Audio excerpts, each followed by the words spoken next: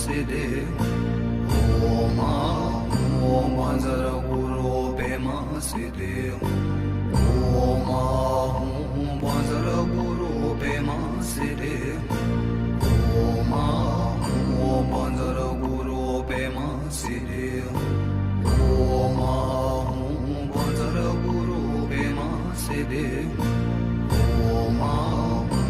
Banzara Guru Pema Siddhi Om Banzara Guru Pema Siddhi Om Banzara Guru Pema Siddhi Om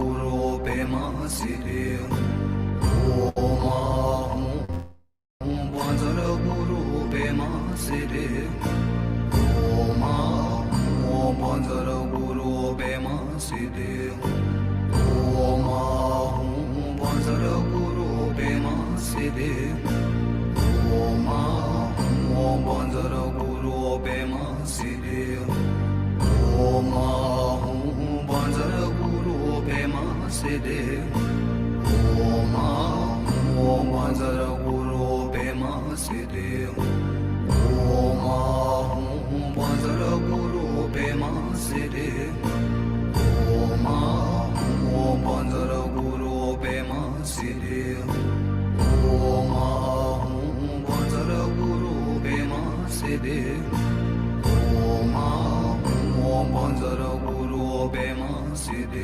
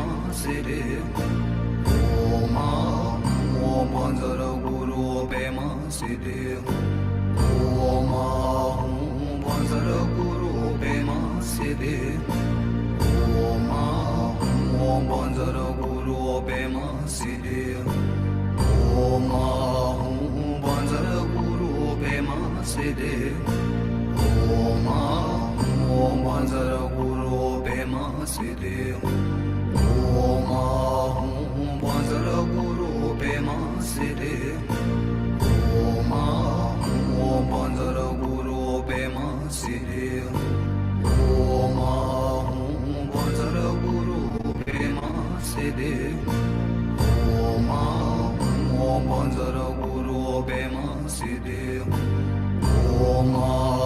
Om Banzara Guru Pema Siddhi Om Banzara Guru Pema Siddhi Om Banzara Guru Pema Siddhi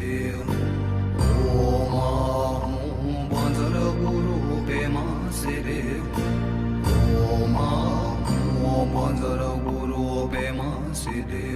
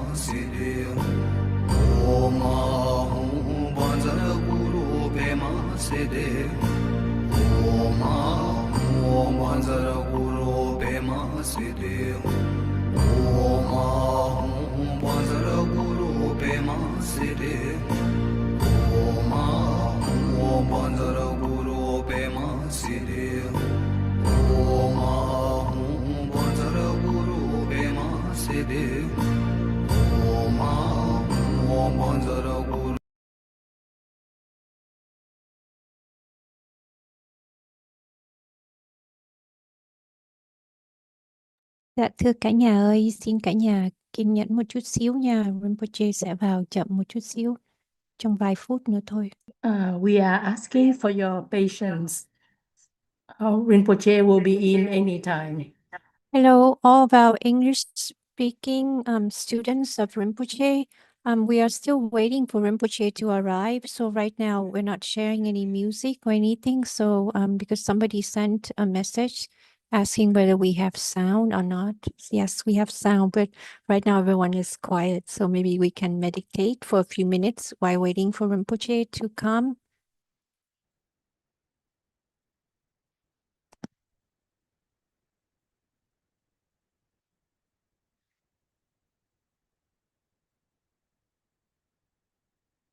Dạ, thưa cả nhà ơi, mình vẫn đang chờ Rinpoche vào đó, thành ra hiện bây giờ là đang không có share nhạc gì cả, ra cả nhà có thể kiên nhẫn đợi Rinpoche hoặc là ngồi tĩnh tâm một chút trong lúc chờ đợi ạ. Alo, alo, cả nhà ơi, Cuckoo, Rinpoche đã vào rồi.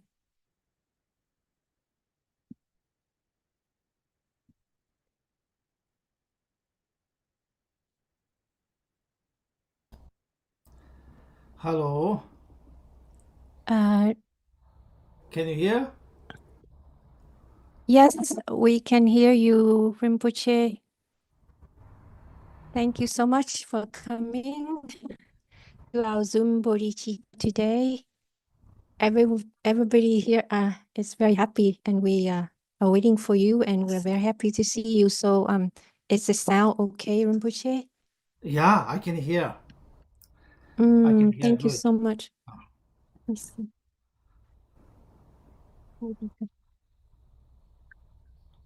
So, Rinpoche, on behalf of Zoom Bodhicitta, Zoom Bodhitam, we are very honored and happy to have you come and give a teaching on the Great Translator Vairotsana and on the song, the Cuckoo song, today and tomorrow.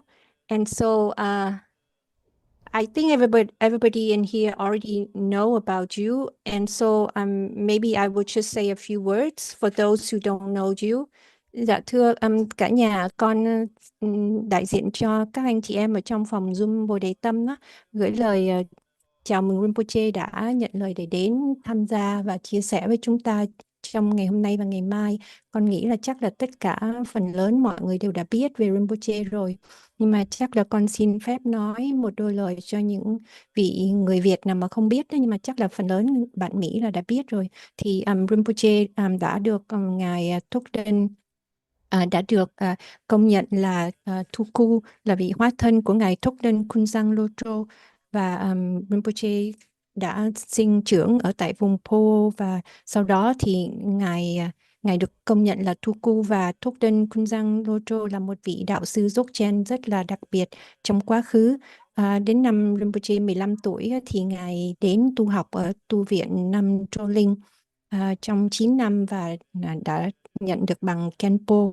Sau đó vào năm 1999 thì Rinpoche đã đến Mỹ để mà hỗ trợ cho Phật sự của chú của Ngài là Ngài Tulku Rinpoche tổ chức trung tâm Vairotsana. Xong do đó sau một thời gian thì bây giờ Rinpoche hiện đang hướng dẫn trung tâm Odhyana ở Santa Barbara, California.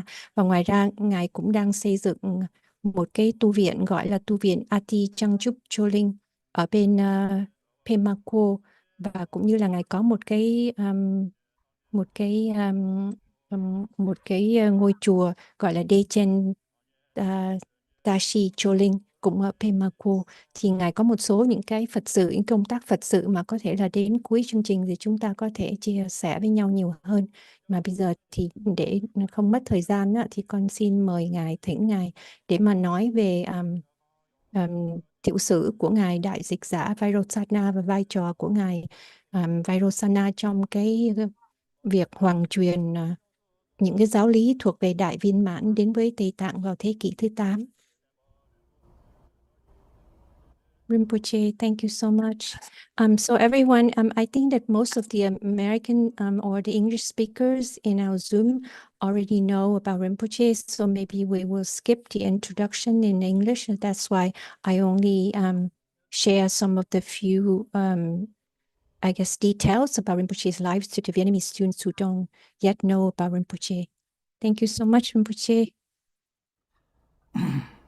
Oh, thank you. Tashi Deleg, everyone.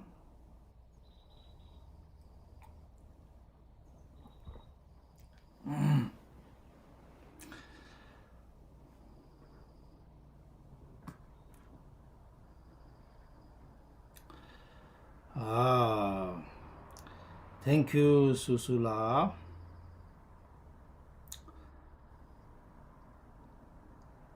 Susula is a great practitioner. I know her for a long time.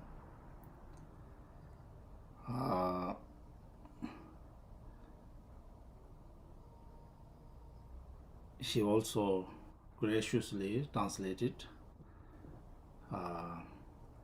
for some teachings I gave in Orange County Garden Group, and still here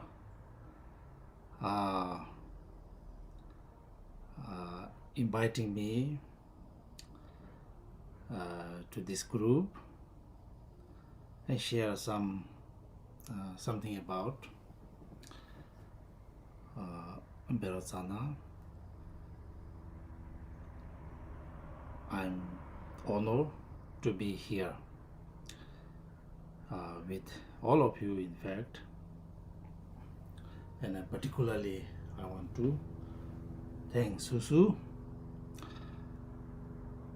And then Susu also said that this Zoom Bodhicitta is run by many volunteers, wonderful volunteers who genuinely care for Buddha Dharma. So I truly appreciate, admire to your effort. Likewise, today's Zoom operator, Alex, Pemazamo,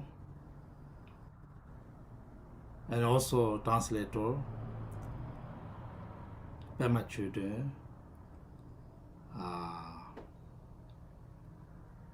to all of you, I want to say that it's my pleasure to be here and share something I know with you.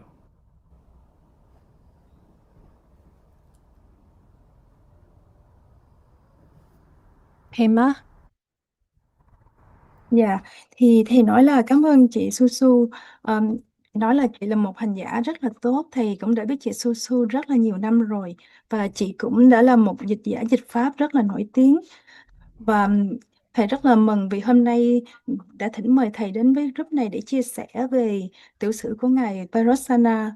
Thầy cảm thấy rất là hân hạnh đã được ở đây với mọi người, và thầy cảm ơn chị Su. Và chị Su cũng cho thầy biết là phòng Zoom Bồ Đề Tâm này được điều hành bởi rất là nhiều những các vị tình nguyện viên đã cho cái giáo pháp này, cho nên thầy cũng rất là cảm kích. Thì hôm nay thầy muốn cảm ơn tất cả các bạn điều hành phòng Zoom cũng như là các bạn thông dịch. Và thầy rất là hoan hỷ cho cái buổi chia sẻ giáo pháp này ạ. That's all. And also I know many of you from Vietnam.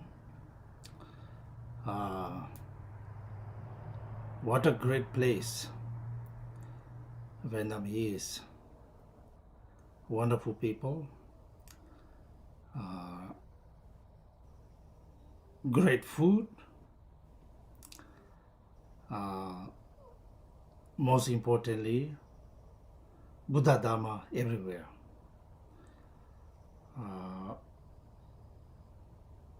So I think you are very lucky to be in this wonderful country, and I welcome every one of you in Vietnam to this presentation. I also had opportunity to visit Vietnam 3 times. First time, Anela and Lamangao something invited me. We had a great time. Second and third time, my dear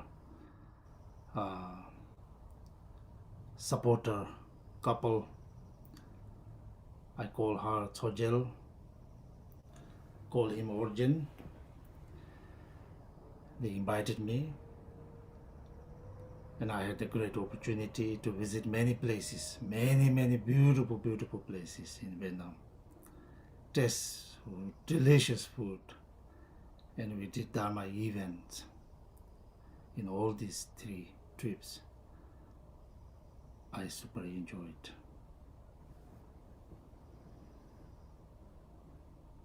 Dạ, thì thầy biết là ở đây có rất là nhiều vị ở Việt Nam. Thầy nói đây Việt Nam là một nơi rất là tốt đẹp, và những cái con người mọi người rất là tuyệt vời.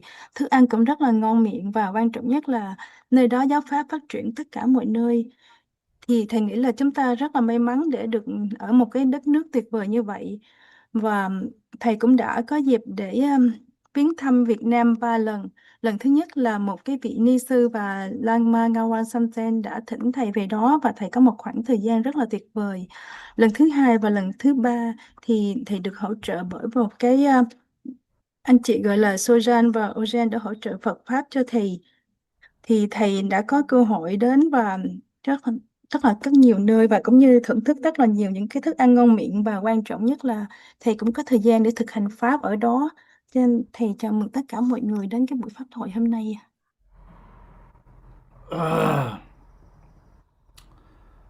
Likewise, I know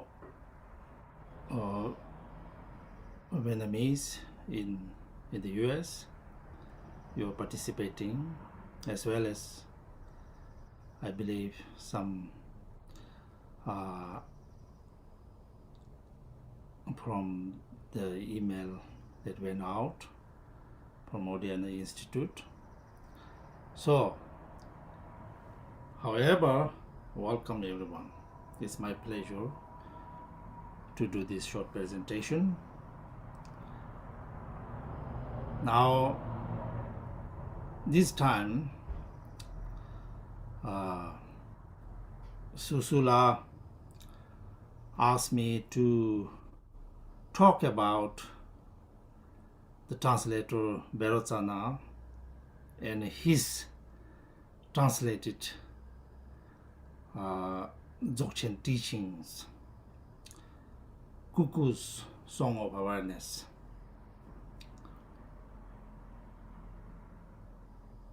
And when she asked, I thought about it. And then I thought,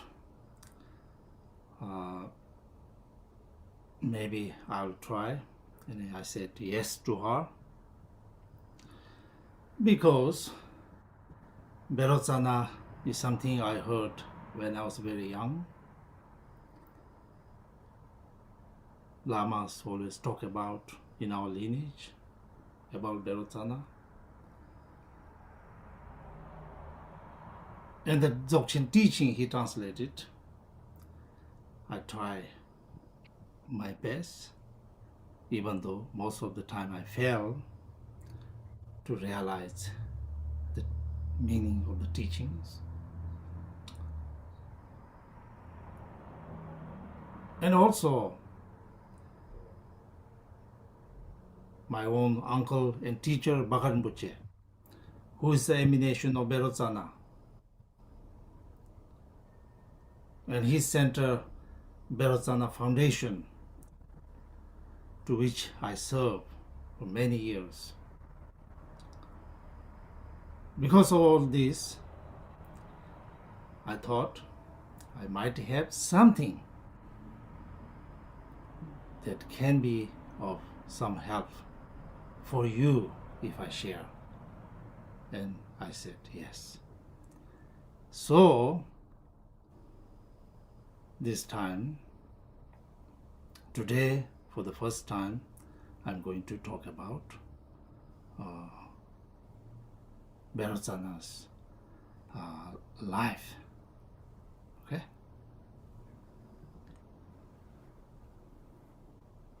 Dạ thì biết là cũng có rất là nhiều người Việt ở Mỹ đã đến tham gia cái pháp hội này, bởi vì từ những cái email của Odeana của từ viện Odeana của thầy gửi ra, cho nên cho chúng ta từ bất cứ nơi đâu tham gia cái buổi pháp thoại này, thầy đều chào mừng mọi người và thầy rất là hoan hỉ để được chia sẻ cái pháp thoại này đến tất cả mọi người. Thì thầy nói là khi mà chị Su thỉnh thầy để mà giảng pháp về Đại Dịch Giả Vairotsana và các tác phẩm về CúcCu chứng đạo ca đó, thì thầy đã suy nghĩ rất là nhiều về điều đó, và thầy nghĩ là thầy sẽ cố gắng hết sức mình để mà truyền tải cho mọi người, cho nên thầy đã đồng ý. Bởi vì đối với thầy, Vairotsana là một cái dịch giả rất là vĩ đại, và khi mà thầy còn nhỏ thì tất cả các đạo sư của thầy đều kể về Ngài Vairotsana rất là nhiều, và cũng như là những cái tác phẩm về Đại Viên Mãn. Thì thầy cũng đã có nhiều cơ hội, có nhiều lần để thầy cố gắng thầy hiểu những cái bài giảng về Đại Viên Mãn của Ngài Vairotsana mà cũng có đôi lần thầy không có thể nào mà hoàn toàn thấu triệt được hết. Và đối với thầy thì chú của thầy là Baka Rinpoche cũng được công nhận là tái sanh của vị Đại Dịch Giả Vairotsana, và chú của thầy cũng đã sáng lập cái trung tâm Vairotsana ở Mỹ, và thầy cũng đã dành nhiều năm để phụng sự cho cái trung tâm đó. Cho nên thầy tin vì những cái lẽ đó, thầy tin là thầy có một cái sự kết nối nào đó để có thể chia sẻ những cái giáo pháp này cho tất cả mọi người. Thì hôm nay là cái thời đầu tiên thì thầy sẽ nói về cuộc đời của Ngài Đại Dịch Giả Vairotsana. Dạ, là sao?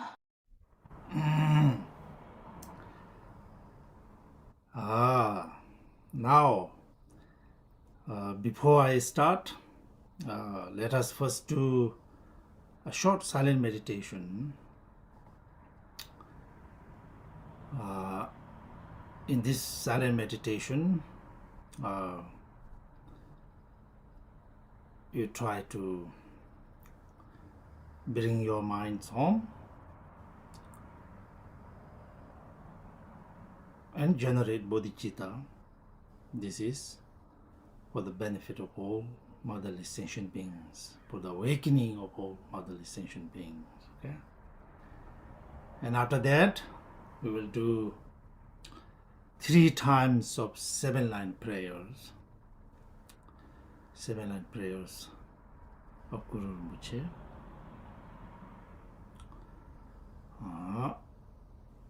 After that, then I will talk about Vairotsana's life.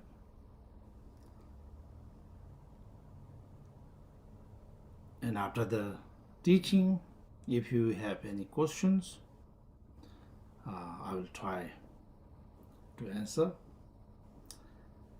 and then we dedicate the merit.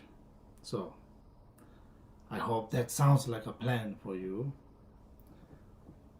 Now, first meditation. Yeah. Dạ, thì khi bắt đầu thì chúng ta sẽ bắt đầu một cái thời thiền định ngắn. Thì trong cái thiền định này chúng ta sẽ cố gắng mang tâm của chúng ta về nhà, nghĩa là chúng ta sẽ giữ tâm chánh niệm và chúng ta sẽ phát tâm Bồ đề, cho lợi ích của tất cả mọi chúng sinh, cho sự giác ngộ của tất cả mọi chúng sinh. Sau đó chúng ta sẽ truy tụng bài nguyện 7 dòng 3 lần. Và sau đó thầy sẽ chia sẻ về cuộc đời của Đại Dịch Giả Vairotsana. Và sau buổi giảng này, nếu chúng ta có câu hỏi nào thì thầy sẽ cố gắng để trả lời, và sau đó sẽ đến phần hồi hướng. Dạ, bây giờ chúng ta sẽ bắt đầu thiền định nào.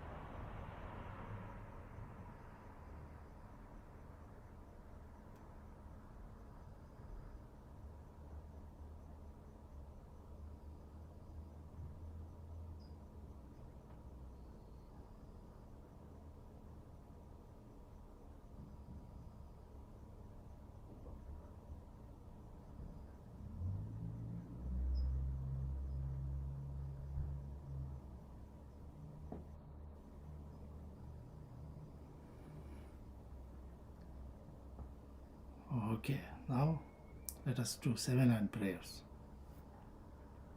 We have the text to screen or? Bây giờ chúng ta sẽ tri tụng từng nguyện 7 dòng.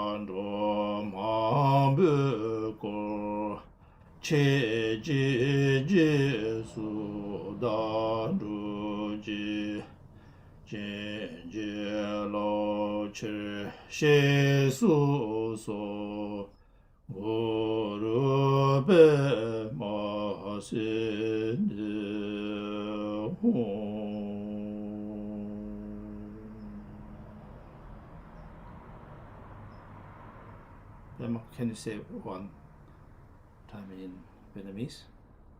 Dạ, bây giờ chúng ta sẽ đọc bằng tiếng Việt của mình ạ. Dạ. Nơi biên giới Tây Bắc xứ Odiyana trong nhị đó hoa sen, Ngài đạt được thành tựu kỳ diệu vang danh Đức Liên Hoa Sanh, bao quanh bởi chư thánh nữ theo gương Ngài con thực hành. Xin khẩn cầu Ngài đến ban gia trì. Guru Bema Siddhu.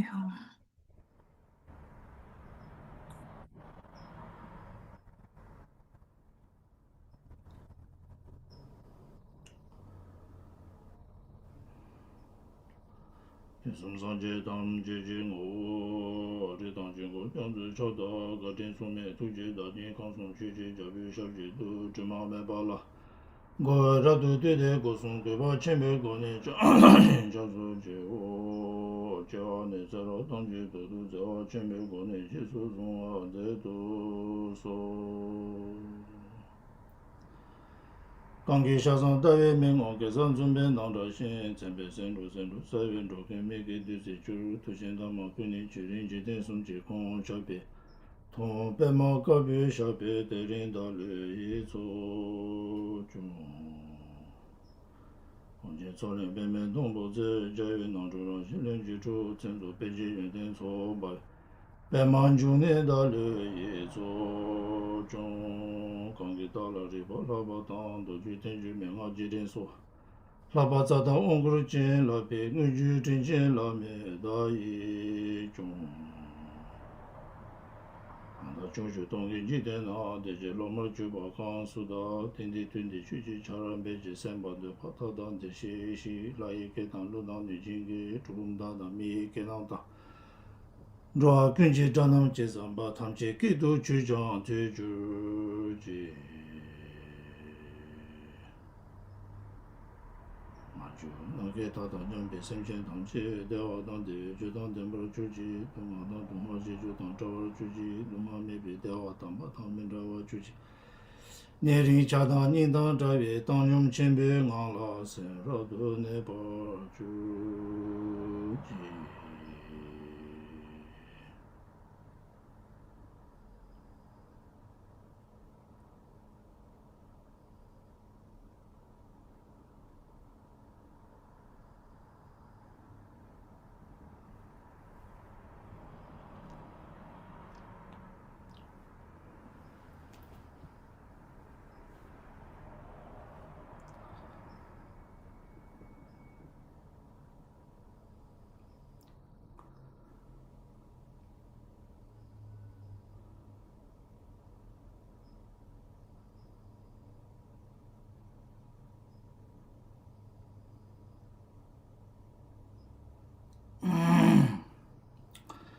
Okay,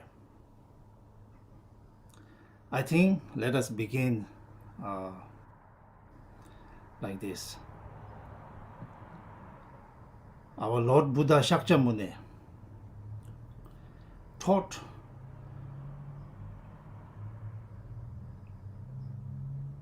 traditionally we say 84,000 different teachings. These are roughly categorized into basic teachings, foundational teachings of Buddha Dharma, and Mahayana teachings of Buddha Dharma, and Vajrayana teachings of Buddha Dharma. So these whole teachings, not excluding anything, but as a whole, the fundamental teaching, the Mahayana teaching, the Vajrayana teachings, all came to Tibet.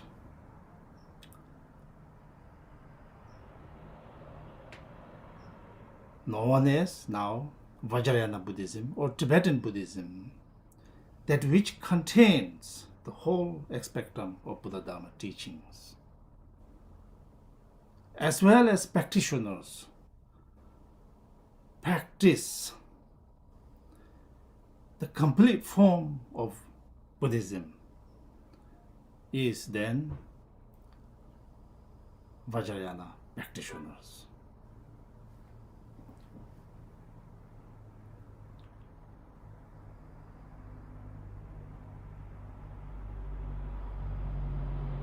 Dạ thì thầy nghĩ là thầy sẽ bắt đầu là từ cái thời Đức Tôn Đức Thích Ca Mâu Ni.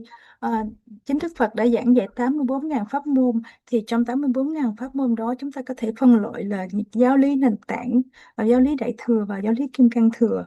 Thì toàn bộ cái giáo lý này là không có sót, toàn bộ là bao hàm tất cả, từ giáo lý nền tảng, giáo lý đại thừa và giáo lý kim cang thừa đã được truyền đến Tây Tạng, gọi là kim cang thừa hay là Phật giáo Tây Tạng.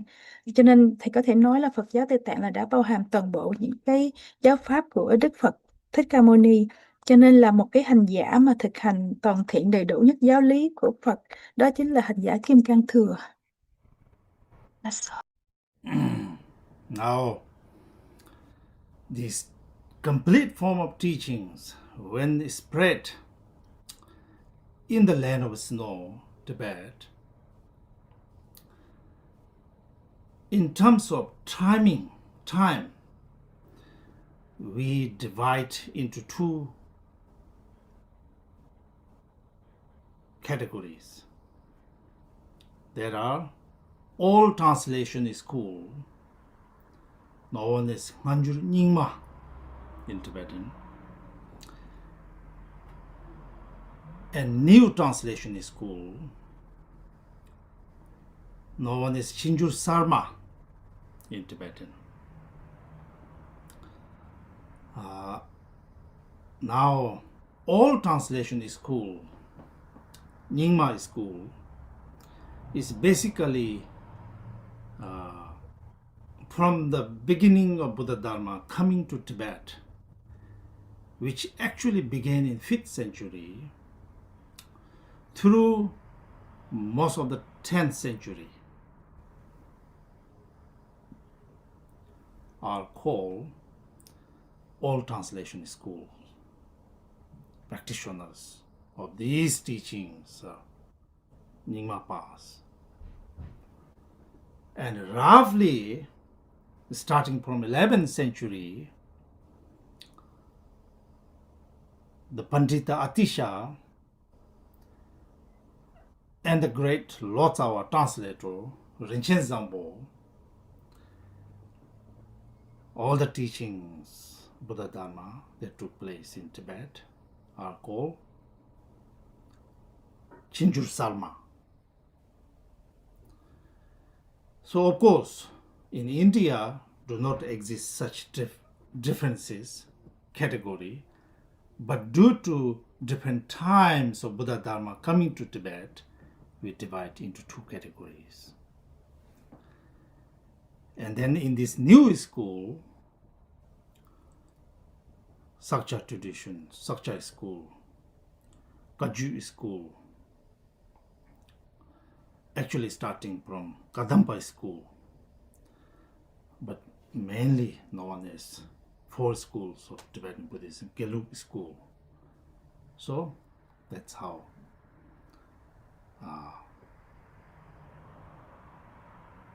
spread Buddha Dharma teachings in Tibet. Dạ, thì giáo pháp toàn thiện đầy đủ này đã đến với vùng đất xứ Tuyết như thế nào thì lại được phân loại thành hai trường phái, đó là trường phái cựu dịch hay mình còn gọi là Nhiên Ma, và trường phái tân dịch còn tiếng Tạng gọi là Chinchu Sa Nhiên. Thì tất cả mỗi trong mỗi cái trường phái này thì trường phái Nhiên Ma là đến từ là giáo pháp đến với Tây Tạng từ thế kỷ thứ 5 cho đến thế kỷ thứ 10. Còn trường phái sau gọi là trường phái tân dịch là bởi từ các đại học giả Atisha và có những cái đại dịch giả Rinchen Jambon đã truyền đến thì gọi là trường phái tân dịch. Đây là chỉ là xét theo cái thời gian mà Phật Pháp trao truyền đến Tây Tạng thôi, còn ở Ấn Độ thì không có phân chia như vậy. Cho nên nếu mà phân chia theo thời gian mà Phật Pháp được truyền đến Tây Tạng thì chúng ta có thể thấy là trường phái cựu dịch gọi là trường phái Nyingma Ba và các hành giả Nyingma Ba, còn trường phái tân dịch là sau đó là các dòng của Sakcha, Kagyu đến từ các Kadamba vân vân. Đó là thầy đang giải thích cho chúng ta về cái quá trình mà Phật Pháp đã được truyền đến Tây Tạng như thế nào ạ? Là sao? Now,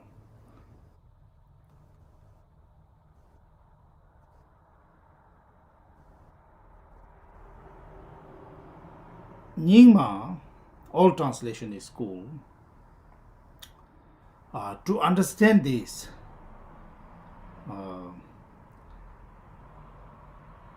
one must know that there are known as Ken of Chusum, the king Trisong Detsen, Gurupama Sambhava, great abbot Shantarakshitas. These 3 are called Kenlop Chusum.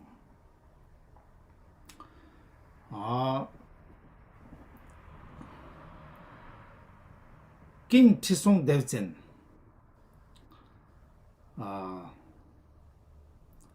is the king, was the king in 8th century. Right now we are talking about today's all thing has to do with in the 8th century. Okay? 8th century. King Trisong Detsen's time was actually the golden age of Tibet in terms of Tibetan Empire, their powers, their success really was amazing. And at that time, King Trisong Detsen invited Shantarakshita from India, who was a great monk, and then Shantarakshita gave all the sutra teachings in Tibet, and then Guru Pamasambhava, second Buddha, he invited, and Guru Pamasambhava mainly taught Vajrayana or tantric teachings. So these three, the king, the great monk, abbot Shantarakshita, and Guru Pamasambhava, these three are known as Kenlop Chusung. Okay? Now, with these three great beings is then Vairotsana, the greatest translators that really in the history of Tibetan Buddhism, he was the greatest. So all these Hanjur and Sanjur, all translation, new translation, has to do with the translating the Buddha Dharma, coming Buddha Dharma to Tibet. So has to do with the translators' effort. So among all these translators, the greatest was Vairotsana. So here I'm going to talk about Vairotsana's life story.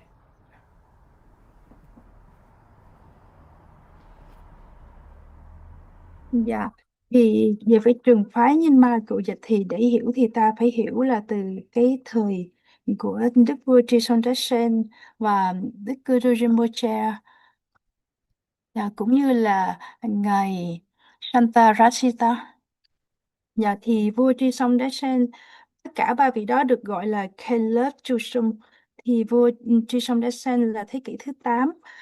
Thì chúng ta đang nói đây là thế kỷ thứ 8, thì đức vua, đây là cái thời kỳ hoàng kim của đất nước Tây Tạng, về những cái thành tựu cũng như là những cái uy quyền, đây là cái thời hoàng kim nhất của đế chế Tây Tạng. Thì trong cái thời này thì đức vua đã thỉnh một cái vị hành giả vĩ đại gọi là đại trụ trì tịnh hộ, còn gọi là Shantarakshita, đã từ Ấn Độ để đến để mà giảng truyền tất cả những cái giáo pháp mà Ngài đã truyền về kinh điển. Thì sau đó nhà vua lại tiếp tục thỉnh Đức Guru Rinpoche, và chúng ta được xem Ngài là một cái vị Phật thứ hai ở Tây Tạng. Và Đức Guru Rinpoche đến thì Ngài giảng những cái giáo lý về Kim Cang Thừa. Thì ba vị này chúng ta gọi là Kenlop Chusung. Từ ba vị đại hành giả này thì sau đó mới đến vị Vairotsana, là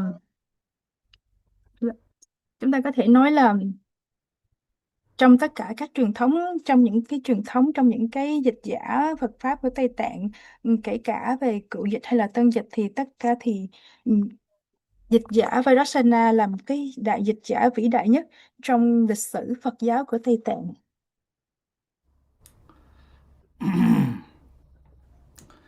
Now, Vairotsana was not only a translator. He was a realized being, accomplished great master,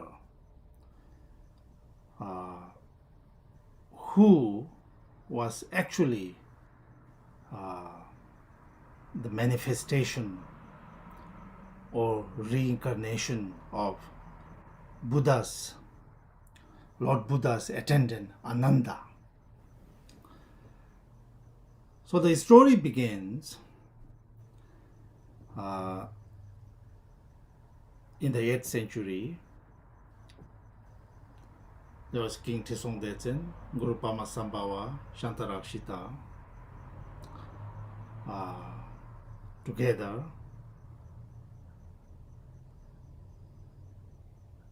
And then Trisong Detsen, King Trisong Detsen, really wished to spread Buddha Dharma. And he wanted to translate the whole spectrum of Buddha Dharma teachings, whatever available in India and different parts of India. He wanted to translate it, everything, whatever their Buddha Dharma teachings in Tibet, in Tibetan language.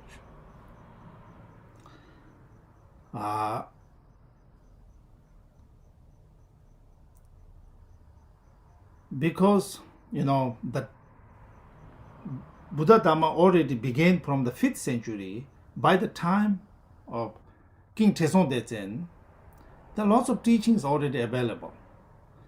But most of them are sutric teachings, so not complete. So King Trisong Detsen really wished to have completely translated. Whole teaching he wanted to translate. In order to that happen, so he collected all the young, intelligent ones, and then tried to teach them by other panditas, teach them Sanskrit. But there were some problems. These young Tibetans were not intelligent enough.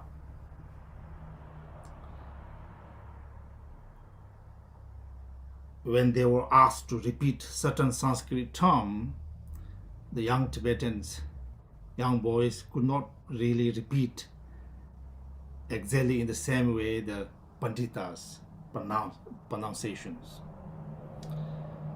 So, looking at these, King Trisong Detsen was quite upset.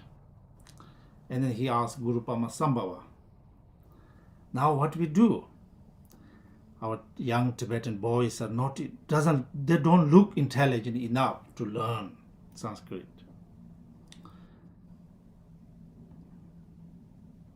And then Guru Pamasambhava said to King Trisong Detsen, no problem. There in not far from here is a place, father, mother's name, such, and then the young boy's name. And then Guru Pamasambhava said, this boy is actually reincarnation of Buddha's attendant Ananda. So you go and search this young boy. Actually, along this Vairotsana, another 2 boys also, Guru Pamasambhava gave instructions to King Trisong Detsen to go and look for. So King Trisong Detsen went and in search of these boys. And as Guru Pamasambhava predicted, he found all 3 boys, particularly Vairotsana he found. And then he brought them back to the center Tibet. And then Guru Rinpoche, Vairotsana's first teacher, was Guru Rinpoche. So Guru Rinpoche gave Vairotsana the refuge vows and enter into the establish into the path of Buddha Dharma by Guru Rinpoche. So in this case, we can say that Vairotsana was first Tibetan Tulku reincarnated young boy, Vairotsana. But that's how it began.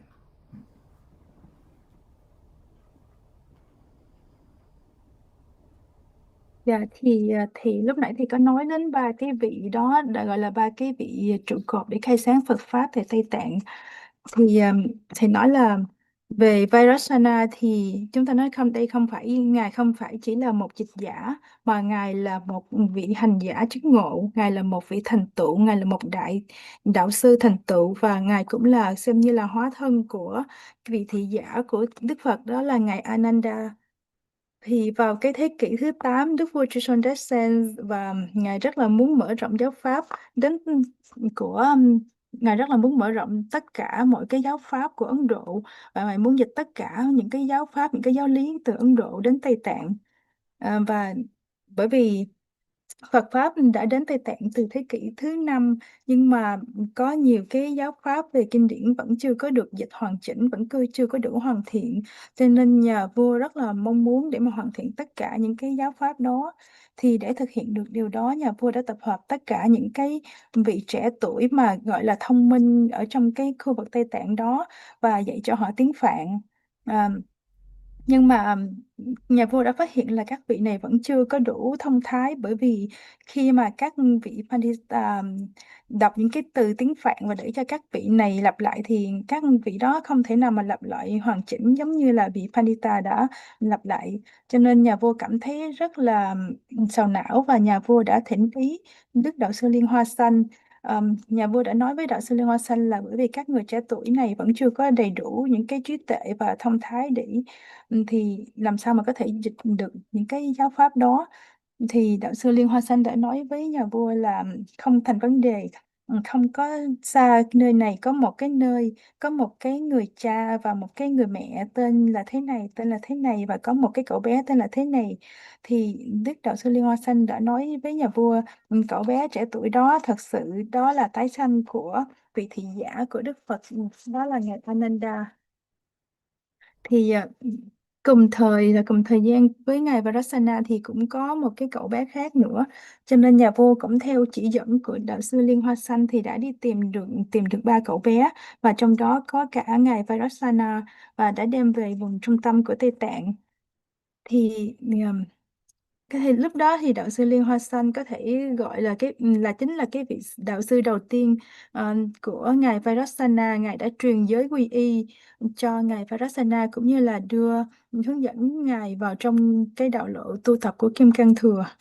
Cho nên vì lẽ này chúng ta có thể nói là Vairotsana là cái vị đệ tử và là cái vị tái sinh đầu tiên ở Tây Tạng, và là đệ tử đầu tiên của Guru Rinpoche ở Tây Tạng. That's all.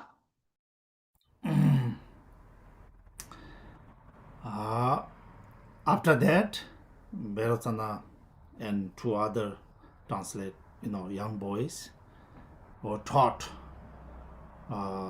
Sanskrit, and no problem. They were easily picked up all the Sanskrit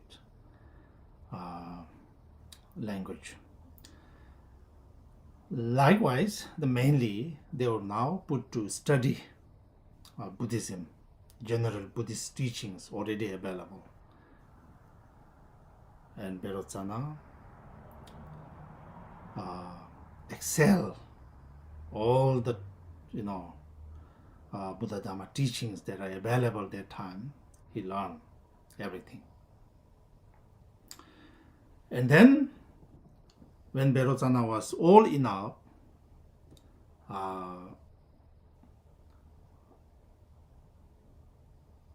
he and 6 other young boys, we call semi-midu, which means more of a tester, to test how Tibetan boys can become monk. So, including Vairotsana, 7 boys receive monastic vows from the abbot Shantarakshita for the first time ever in the land of snow. So in this case, we can say Vairotsana, of course, was one of the first one to receive the monastic vow, full ordinations. Here, I just want to say on the side, the vows received is a very important part in Buddhism. Of course, full ordination is one thing, but basic vows like act of killing, act of stealing, act of sexual misconduct, lying, these fundamental vows are general to all Buddhist practitioners. Not only killing, but directly or indirectly harming any beings. If one intentionally hurt sentient beings, then we are breaking the fundamental Buddhist vows, commitment to be a Buddhist. So, regardless, as a Buddhist, keeping up our vows, fundamental, these 4 vows,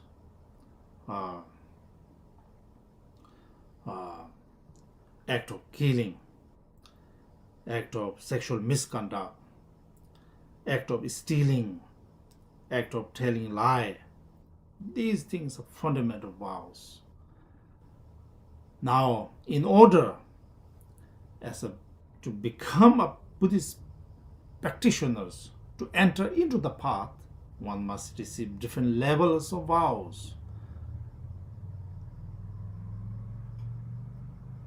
There are many different levels of vows. Now, here, Vairotsana received the full ordinations, along with 6 other young Tibetans. And sure enough, they became a wonderful, wonderful monk. And with these 7 boys receiving full ordinations, the monastic lineage was first time established in the land of snow, Tibet.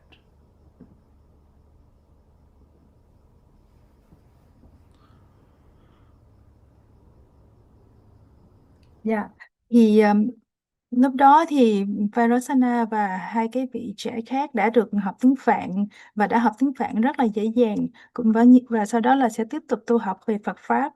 Và Ngài Vairotsana thì rất là xuất chúng trong tất cả các môn học về Phật Pháp. Và khi đã hoàn thành rồi thì Ngài và cùng với 7 vị khác sẽ phải trải qua một cái kỳ kiểm tra gay gắt, cái việc kiểm tra trong cái tu viện. Và sau đó là các vị cũng nhận được từ Ngài Shantaratissa lần đầu tiên cái thụ giới, đó là cái giới tu sĩ. Cho nên thầy có thể nói là Ngài Vairotsana là một cái vị đệ tử đầu tiên nhận cái giới tu sĩ tại vùng đất tuyết Tây Tạng. Thì giới nguyện là một cái phần rất là quan trọng trong Phật Pháp, và những cái giới nguyện nền tảng trong Phật Pháp giống như là sát sanh, trộm cắp, tà dâm, không trộm cắp, không sát sanh, không tà dâm, không nói dối, hay không nói lời chia rẽ, thì những cái giới này rất là quan trọng trong cái việc thực hành Phật Pháp. Không sát sanh thì còn có nghĩa là chúng ta sẽ không trực tiếp, hoặc là không gián, còn có nghĩa là chúng ta không chỉ là không sát sanh mà còn không có được trực tiếp hoặc là gián tiếp làm tổn hại đến tất cả một cái chúng sinh nào hết. Cho nên nếu mà chúng ta làm tổn hại đến một cái chúng sinh nào đó thì giống như là coi như là chúng ta đã phá vỡ cái giới nguyện của một cái người Phật tử rồi. Cho nên khi mà nhận giới thì để mà để tu tập, để bước đi trên cái con đường Phật pháp thì chúng ta phải nhận giới, và có rất là nhiều cái giới để mà chúng ta phải nhận.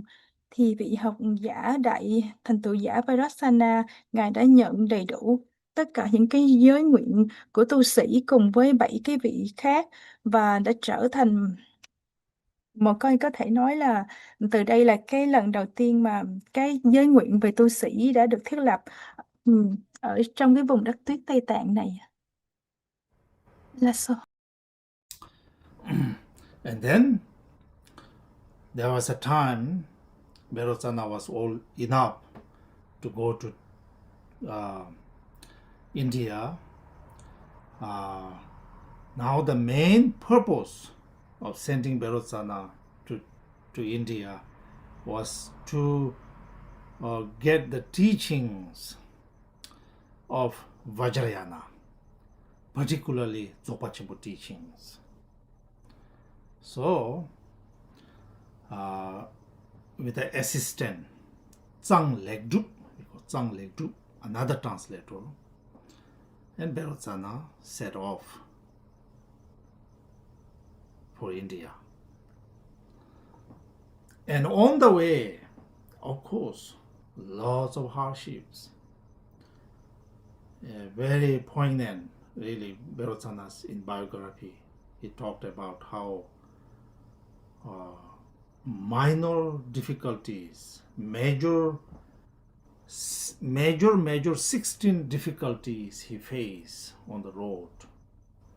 Imagine walking from the center of Tibet, going through the Himalayan mountains, crossing all these different places, facing all these obstacles. Unbelievable. If you think in the 8th century, how these, not only actually Vairotsana, all these Tibetan translators, hardship they experience. Only I can compare their stories. It's like, the great translator, Chinese monk Xuanzang,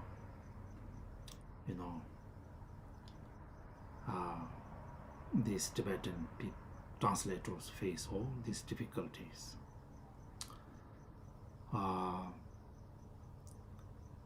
Vairotsana's case, then he finally arrived in India, and he went to all different places in India,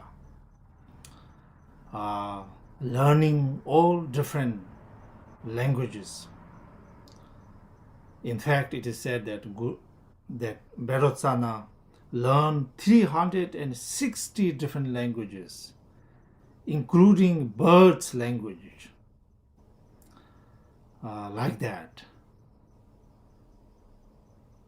he went all over Tibet, all over India, and he received from all different kinds of panditas that were in India. In India was also, in the early 8th century, was the golden age of Buddha Dharma, particularly Vajrayana was flourishing. From so many different teachers he received teachings, and 25 were the main teachers he received teachings from. And then he continued his journey to Odiyana, where his main teacher, root teacher, Shri Singha, was there. In the land of Odiyana, near Lake Danakosha,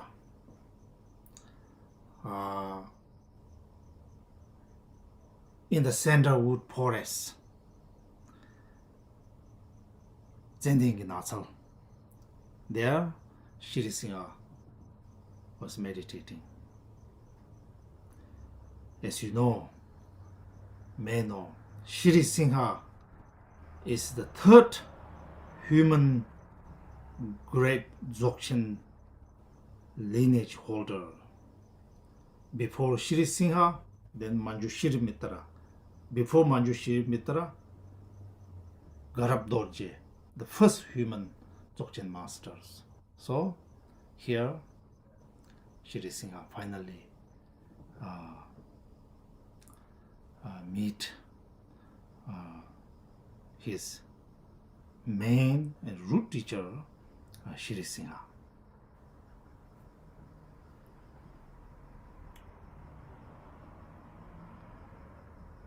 Dạ, thì Ngài Vairotsana khi mà Ngài đã lớn lên, đã đủ lớn thì để có thể tiến hành cái hành trình đi đến Ấn Độ, thì Ngài đã được đi đến Ấn Độ để thọ nhận giáo lý về Kim Cang Thừa, về dòng ba Đại Viên Mãn. Và Ngài đi cùng với một cái vị dịch giả khác. Và Thầy nói là Ngài đã trải qua rất là nhiều khó khăn, tất cả những cái khó khăn lớn cũng như những cái khó khăn nhỏ, mà nhưng Ngài kể lại là có đến 16 những cái khó khăn rất là lớn. Ngài phải đi qua từ cái vùng trung tâm của Tây Tạng, đi qua những cái vùng núi cao và nhiều cái vùng khác nhau, đã trải qua rất là nhiều, đã vượt qua rất là nhiều những cái khó khăn và những cái chướng ngại. Tất cả đều là không có thể nào mà nghĩ bàn được hết. Vào thế kỷ thứ 8, không chỉ là Ngài Vairotsana mà tất cả những cái dịch giả Tây Tạng khác đều phải trải qua những cái khó khăn, những cái thử thách đó. Và những cái khó khăn đó thì Thầy nói là cũng có thể so sánh được với cái khó khăn mà cái vị dịch giả của Trung Quốc thời đó, cái thời của vị dịch giả Trung Quốc là Ngài Trần Huyền Trang đã trải qua để mà đến Ấn Độ. Thì trải qua những cái khó khăn đó thì cuối cùng Ngài Vairotsana cũng đã đến được Ấn Độ. Và khi đã đến được Ấn Độ thì Ngài thăm viếng rất là nhiều những cái nơi ở Ấn Độ, và Ngài cũng học rất là nhiều ngôn ngữ khác nhau. Có thể nói là Ngài đã học đến cả 360 ngôn ngữ khác nhau, kể cả ngôn ngữ của loài chim. Và Ngài cũng đã nhận từ nhiều những cái đại học giả khác ở Ấn Độ vào cái thế kỷ thứ 8 thời đó. Ở Ấn Độ, cái thế kỷ thứ 8 đó là cái thời kỳ hoàng kim, cái thời kỳ rực rỡ nhất của giáo pháp Kim Cang Thừa. Cho nên Ngài đã có cơ hội để học từ nhiều cái vị đạo sư khác nhau, và Ngài có đến hơn 25 vị đại đạo sư. Và sau khi mà Ngài đã nhận được những cái giáo lý đó thì Ngài lại tiếp tục du hành đến vùng đất Odiyana. Ở nơi đó có vị đạo sư gốc, và ở nơi đó Ngài đã gặp được vị đạo sư gốc của Ngài. Thì khi mà Ngài đi đến cái vùng đất Odiyana ở gần hồ Danakosha, trong cái khu rừng đó, thì Ngài đã gặp được vị đạo sư của mình là Trisong, lúc đó đang ngồi thiền định. Thì Thầy nói là Trisong là một trong các vị đạo sư thứ ba của đang giữ cái dòng truyền thừa Đại Viên Mãn. Vào thời đó thì cái vị đầu tiên đó là Machosurimita, và vị thứ hai là Garab Dorje, và vị thứ ba là Sishinga. Okay. Now, if you wonder where the Odiyana is, in the modern day, scholars point to Swat Valley in western Pakistan. It's where Odiyana used to be. Then Vairotsana, his assistant Zhang Legrup, finally met Shri Singha, and then they request from Shri Singha the Dzogpa Chenpo teachings. Basically, they met the offerings they brought from Tibet to Shri Singha, and then they told Shri Singha that they were sent by the Tibetan king, emperor Trisong Detsen. At that time, the whole region knows Tibetan kings, very powerful. And then they request the teachings of Dzogpa Chenpo, the great perfection, that which is beyond causality,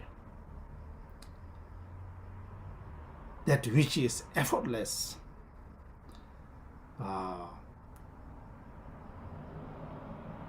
they request the teaching from Shri Singha. And then Shri Singha said to them, these teachings are there, but very difficult.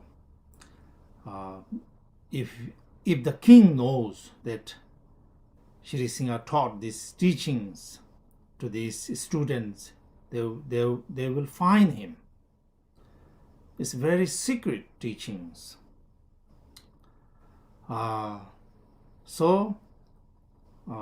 Still, Shri Singha knew that time has come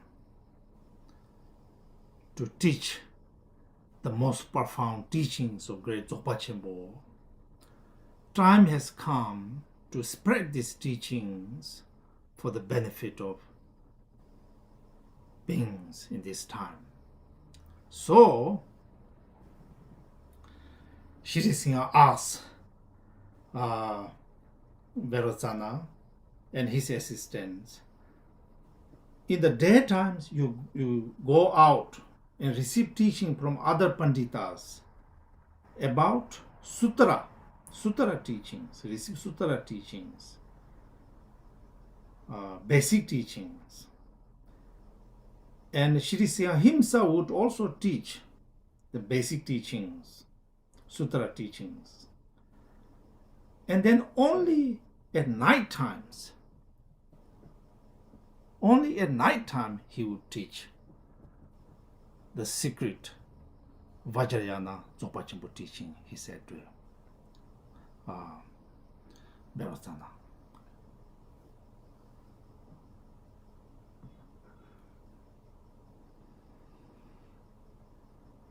Dạ, thì khi mà Ngài đã đến được nếu mà chúng ta đã đến được cái vùng Udiyana, nếu mà chúng ta có thắc mắc Udiyana nằm ở đâu thì thầy có thể nói là Udiyana là nằm ở phía tây của vùng đất Pakistan.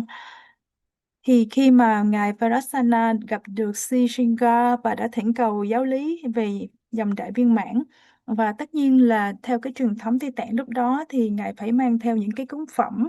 Ngài đã mang từ Tây Tạng qua để cúng dường và để thỉnh giáo pháp, và Ngài cũng sẽ nói là Ngài được cử đi bởi Đức vua Trisong Detsen. Và cái thời đó thì Đức vua rất là nổi tiếng, cho nên tất cả mọi vùng đều biết đến danh tiếng của Đức vua. Sau khi mà thỉnh được giáo lý của Đại Viên Mãn thì đó là một cái giáo lý về siêu vượt mọi cái niệm tưởng và cái giáo lý không cần dụng công. Cho nên Ngài Sri Shinga nói với đây là một cái giáo lý rất là khó, mà nếu như mà nhà vua biết được là Ngài dạy cái giáo lý này cho đến tất cả các vị đệ tử thì Ngài sẽ bị quở phạt, và đây là một cái giáo lý rất là bí mật. Nhưng mà Ngài Sri Shinga đã biết rằng cái thời điểm đã đến lúc để mà dạy cái giáo lý Đại Viên Mãn này, và cũng là cái thời gian đã đến thích hợp để mà có thể làm lệ lạc cho tất cả mọi chúng sinh, cho nên Ngài quyết định là vẫn truyền cái giáo lý đó. Nhưng mà Ngài Sri Shinga có yêu cầu Ngài Vairotsana là ban ngày thì Vairotsana hãy đi nhận giáo lý từ những cái vị đại học giả khác, những cái giáo lý về nền tảng, những cái giáo lý về kinh điển. Và Ngài Sri Shinga thì cũng dạy thêm những cái giáo lý nền tảng, những cái giáo lý về kinh điển ban ngày cho Ngài Vairotsana, và ban đêm thì Ngài sẽ dạy về những cái giáo lý bí mật của dòng Kim Cang Thừa, đó là giáo lý về Đại Viên Mãn. And then the way Shri Singha taught Vairotsana and his assistant is very interesting. He put 3 stones, and on the stone a big pot he put on the 3 stones, on which sits big pot. And Shri Singha entered into the pot, and he closed, the opening. put a lid on top, and a hole through the pot. There's a pipe. Some, version says the copper pipe go through the big pot where Shri Singha was sitting, go through the pot and through the wall. Actually, there's where Shri Singha was staying.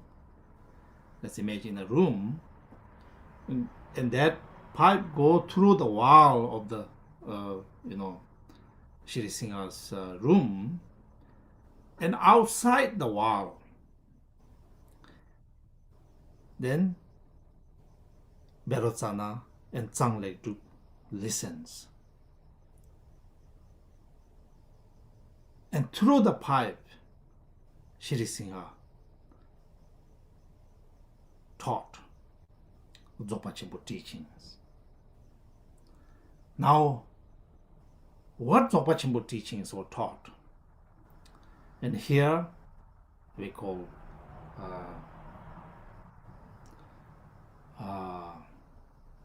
21 mind series Dzogpa Chenpo teachings, starting from the Cuckoo Song of Awareness, that which we're going to discuss tomorrow.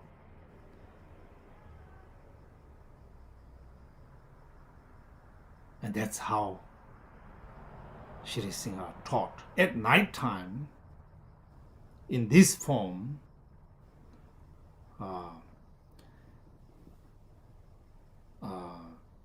Shri Singha taught Vairotsana and his assistant Tsang-Leg-Drup the whole same-day teachings.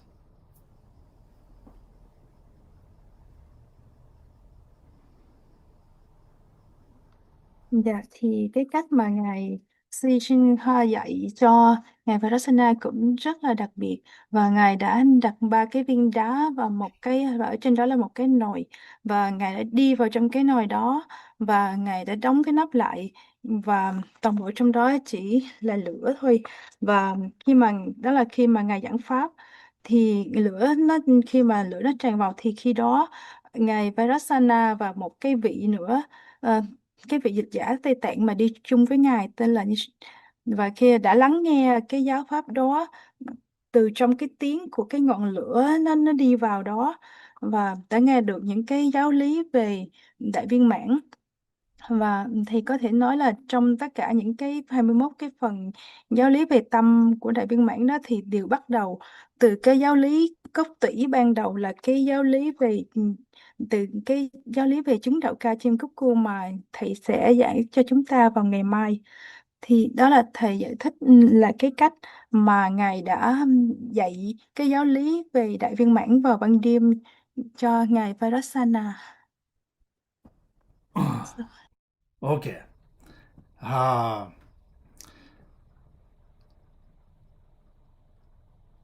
And then, after teaching this 25 mind series of teachings,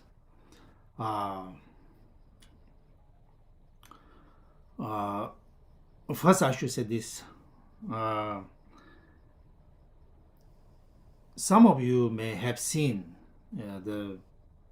in this Dzogchen particular empowerment, when lamas give, this copper pipe is still used. Through that, lama symbolize that, and then through that, some special pit instructions are set through this pipe, that those who receive empowerment listen the instructions. It still happens in our lineage.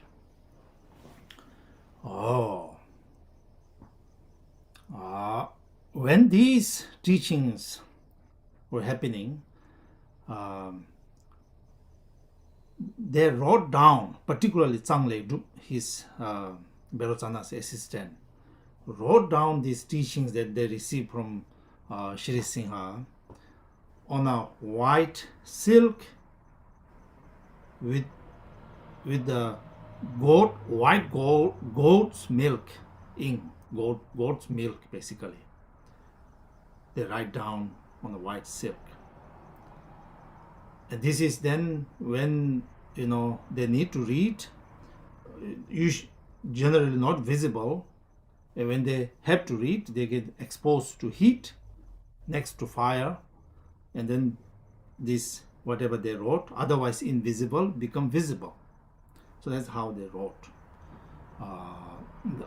everything they received teaching from Shri Singha.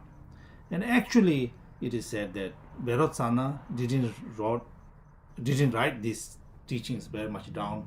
He memorized in his heart. Then, after these teachings, his assistant, then Shri Singha said to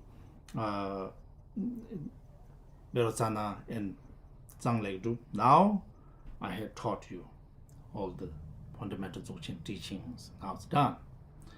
And then Tsang Legdu, his assistant, left.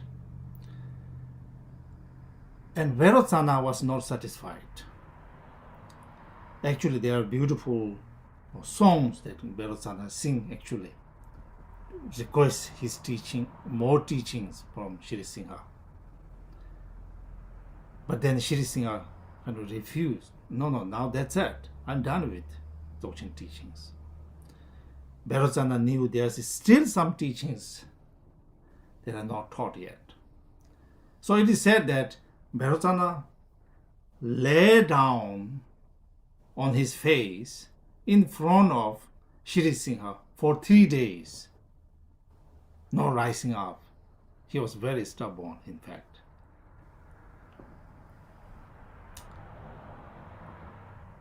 And keep on singing these beautiful songs, basically request Shri Singha the more teachings. And then Shri Singha finally said, okay, now. And then Shri Singha continued on teachings of Longde, space series, translated as space series. Longde, different kinds of Longde teachings Shri Singha taught Vairotsana. And furthermore, Shri Singha taught Mengade, the instruction, pit instruction series. Everything now taught to Vairotsana. And then, after that, then Shri Singha gave his full blessings and trust this whole, particularly Dzogpa Chenpo teachings in Vairotsana. And then, now it's the time Vairotsana to leave for Tibet. So finally, he taught Vairotsana how to attain the siddhi of fast walking. Fast walking siddhis. So Vairotsana practiced that also, and he accomplished. And through that fast walking, and then Vairotsana returned to Tibet.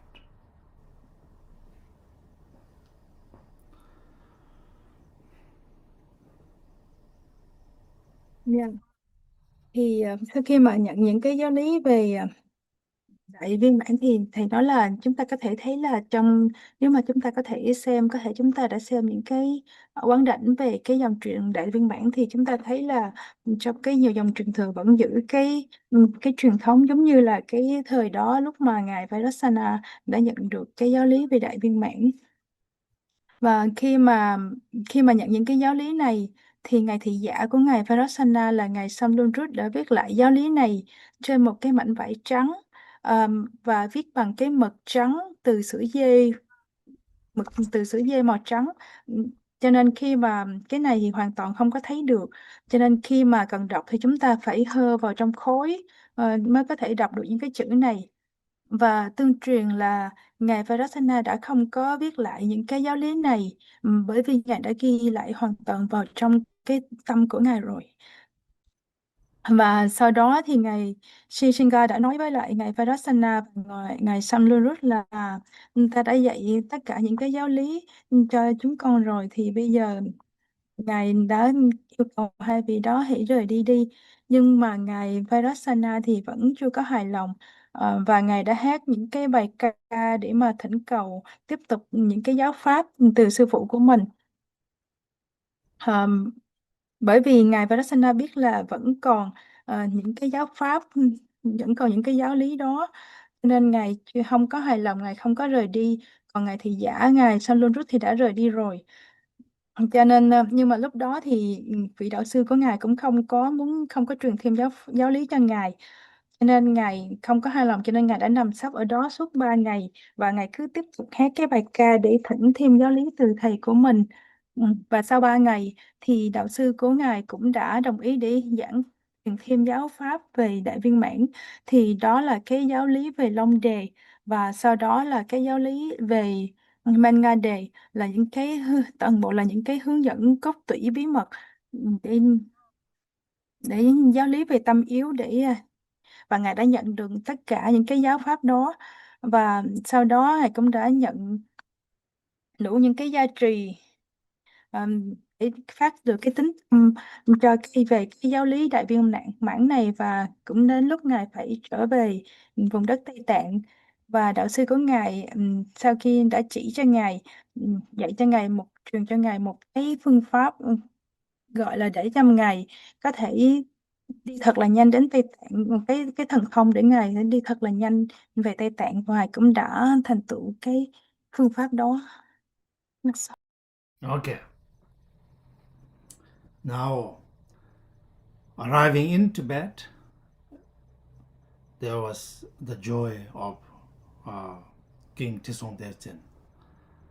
And now Vairotsana returned with all the teachings. So King Trisong Detsen and all his subjects received teachings from Vairotsana. Vairotsana taught in the daytime again the way how he received from his own teacher. He taught in the same manner to the Tibetan people. In the daytime, general teachings of Buddha Dharma. Only at night time he taught Vajrayana, mind series, Dzogpa Chenpo, particularly mind series, Dzogpa Chenpo, he taught. And in this case, you can say Vairotsana was the first Tibetan who teach Dzogchen in Tibet. And then at certain point, due to some political issues within the ministry, within the government, some issues, Vairotsana had to go to other place. More of Eastern Tibet. He went to Eastern Tibet. Eastern Tibet, he again continued teaching Dzogpa Chenpo. Now there are lots of stories in between. We don't have time to go through. But basically he went to Eastern Tibet, and then there he taught Dzogpa Chenpo continued. Among his students, one is called Pang Mipam Gombo, Pangye Mipam Gombo, the old Mipam. Old Mipam was already 80 years old. But then he received teachings from Vairotsana. And other his students was called Udan Himpo. Actually, Udan Himpo was the young one who was the main student, the latter who continued Vairotsana's legacy in that region. Here, Pang Mipam Gombo, old Mipam Gombo, was so old he could not really sit up.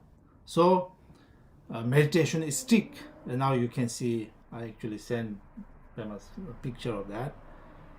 stick here on the chin so they can sit straight. A meditation stick. A meditation belt so that you can sit. Meditation belt started from there. So anyway, from Pang Mi Pham Gombo. Pang Mi Pham Gombo was very old, but age do not really matter. Dzogpa Chenpo teaching, when you heard the teaching, practice the teaching, you can attain enlightenment within these lifetimes. It was true. Pang Mi Pham Gombo become, attain rainbow body. Actually, successive 7 generations of his students all attain rainbow body. So here, Vairotsana not only brought the teaching, but of course the wisdom lineage, that which liberate, that which awaken in the land of snow. It was amazing.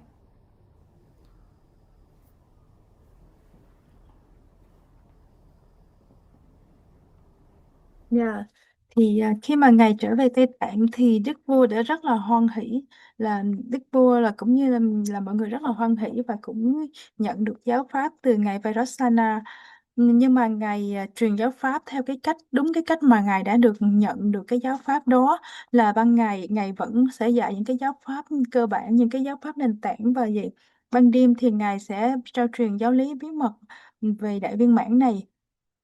Và có thể nói là Ngài Vairotsana là một cái vị đại đạo sư đầu tiên đã truyền giáo lý Đại Viên Mãn ở vùng đất Tây Tạng. Nhưng mà tuy nhiên vì có những cái bất đồng về chính trị, cho nên Ngài đã phải đi đến một cái nơi khác ở phía miền đông của Tây Tạng để tiếp tục trao truyền, tiếp tục truyền bá, giảng dạy cái giáo lý về Đại Viên Mãn. Và có thể nói là trong các đệ tử của Ngài có nổi bật là giống như là một cái Ngài Benjamin from Gambo là đã 80 tuổi cũng đã nhận cái giáo lý về Đại Viên Mãn này, và có một cái vị khác là Udanyimbo, một cái vị trẻ tuổi cũng đã nhận được cái giáo lý này. Thì thầy nói là cái trường hợp của Ngài Benjamin from Gambo đó thì Ngài đã rất là già, Ngài gần như là không có thể ngồi được nữa, nhưng mà cũng có một cái cách là một cái phương pháp là dùng cái giống như cây gậy và để giữ cái người thẳng để Ngài có thể ngồi thiền được. Và cái giáo lý Đại Viên Mãn này là để chúng ta có thể nói là bởi vì Ngài đã rất là già rồi, nhưng mà cái giáo lý này nó thâm sâu đến nỗi mà mặc dù là Ngài đã tuổi cao rất là già, nhưng mà khi mà nhận được cái giáo lý này, Ngài đã đạt được giác ngộ, đã đạt được thân cầu vồng ngay trong một cái đời này. Và tất cả các đệ tử sau đó cũng đều của Ngài Vairotsana cũng đều đạt được những cái thành tựu về thân cầu vồng, và đạt được những cái thành tựu đó thì chính Ngài đã trao truyền cái giáo lý về cái giáo lý về trí tuệ này để đem đến giác ngộ cho tất cả những cái đệ tử và chúng sanh của Ngài ở vùng đất Tây Tạng. Là sao? And then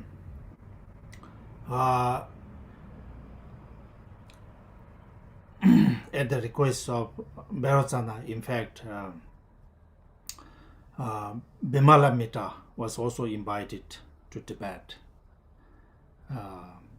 by the King Trisong Detsen. And when Bimala Metta came to Tibet, he knew that Vairotsana was there. So he asked where Vairotsana was. And they said Vairotsana was in eastern Tibet, Jamotsawarong, it's called eastern Tibet. And Bimala Metta said, you must invite Vairotsana back to the center Tibet, which they did. The Vairotsana came back to center Tibet. And then major translation work took place.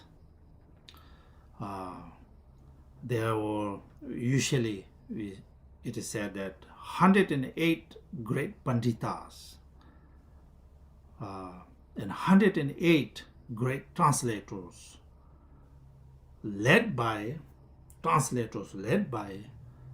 Vairotsana basically translated the whole Buddha Dharma whatever was available in different parts of India, translated everything in Tibetan.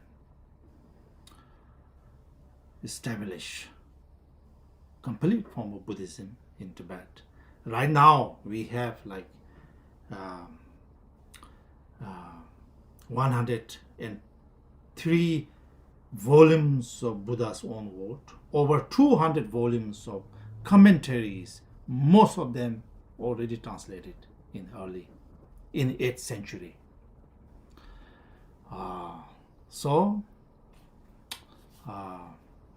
In this we talk about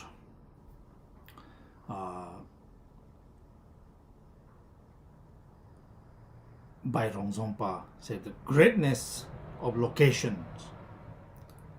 in this 8th century. Greatness of location is translation took place in the government kind of place, Samye,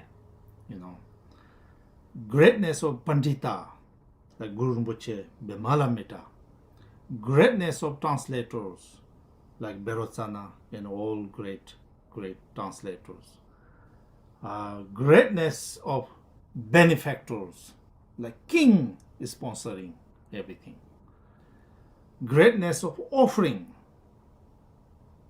not only small offering, big offering to king made all these offerings. Greatness of teachings, the highest teachings, Dzogpa Chenpo teachings, also translated. So these were the kind of the thing that characterize the time and situations in 8th century. Within this, Vairotsana is a big player.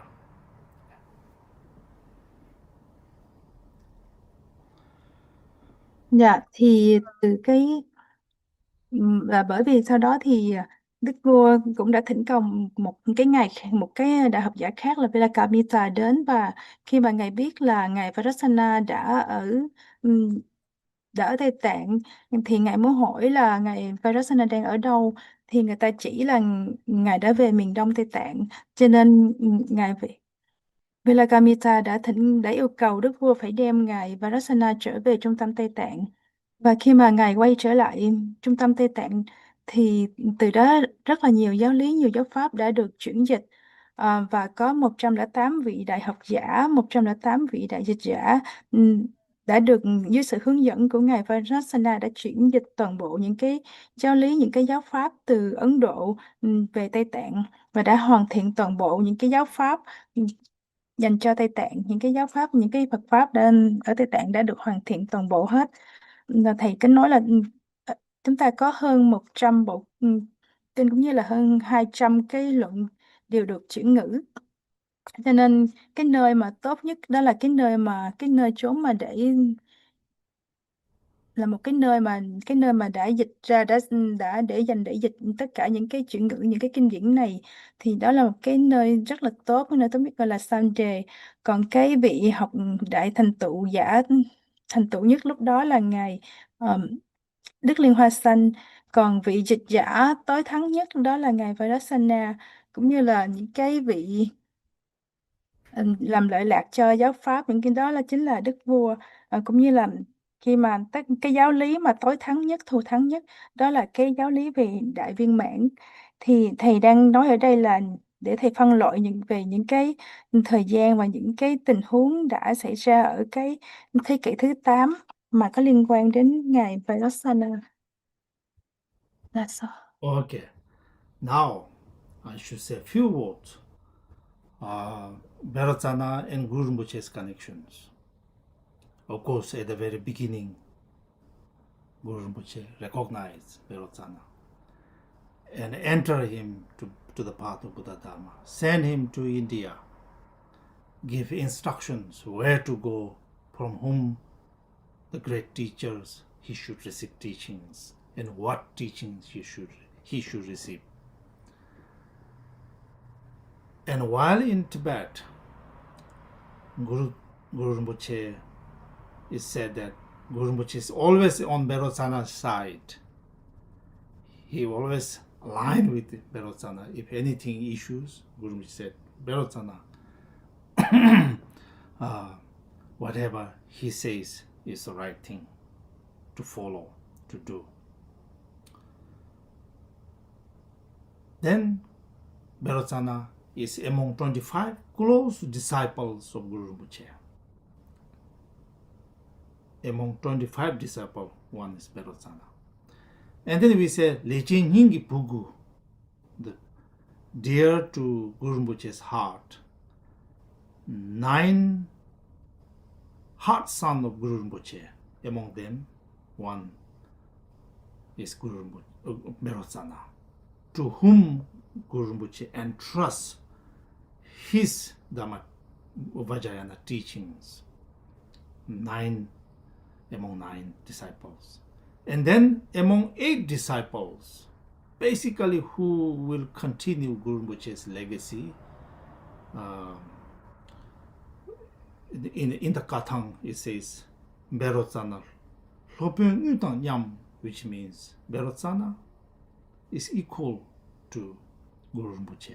So in fact, no other than Guru Rinpoche, he awakened in his Guru Rinpoche's wisdom. No other than Guru Rinpoche he became.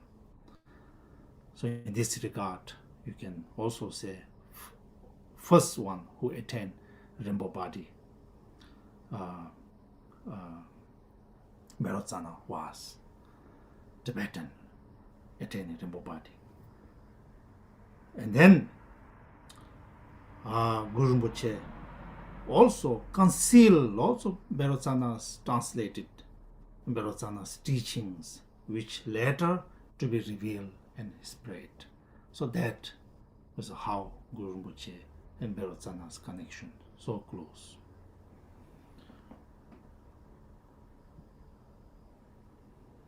Dạ, thì bây giờ thầy sẽ nói về cái mối quan hệ, cái sự kết nối giữa Ngài Vairotsana và Đức Đạo Sư Liên Hoa Sanh.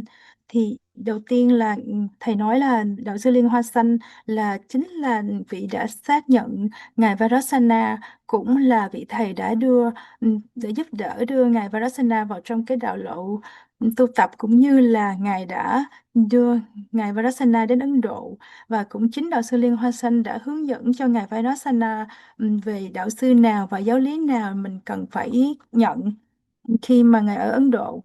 Còn ở Tây Tạng thì Ngài Guru Rinpoche luôn luôn ở bên cạnh Ngài Vairotsana, và Ngài Vairotsana thì luôn luôn tuân theo những cái lời dạy, những cái lời huấn truyền của Đạo Sư Liên Hoa Sanh.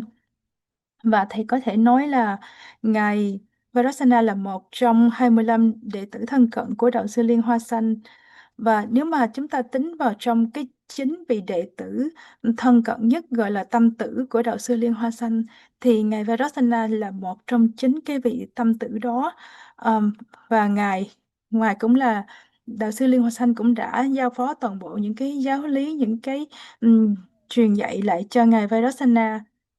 Và nếu mà chúng ta tính trong 8 vị đệ tử tiếp tục kế thừa Ngài Đạo Sư Liên Hoa Sanh, thì Ngài Vairotsana cũng là đồng nhất đối với Ngài Đạo Sư Liên Hoa Sanh.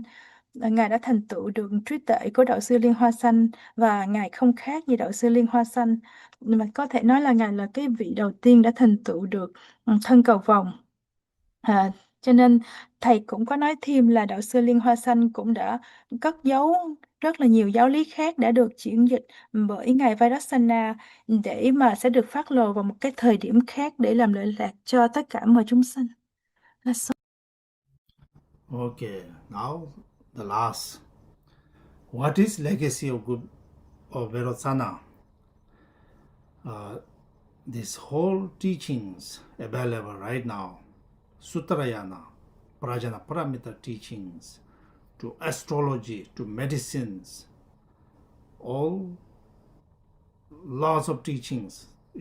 Later on, new translators, they change a little bit, but mostly Vairotsana's, led by Vairotsana, translated. All these teachings available right now. And particularly Dzogpa Chenpo teachings were translated by Vairotsana with Guru Rinpoche, with Bemalamita on his own, translated. He translated the whole thing. So that translations he did continue through the centuries. On these very teachings, lots of practitioners attend remote bodies, or at least attend realizations with the teaching which continues today. Likewise,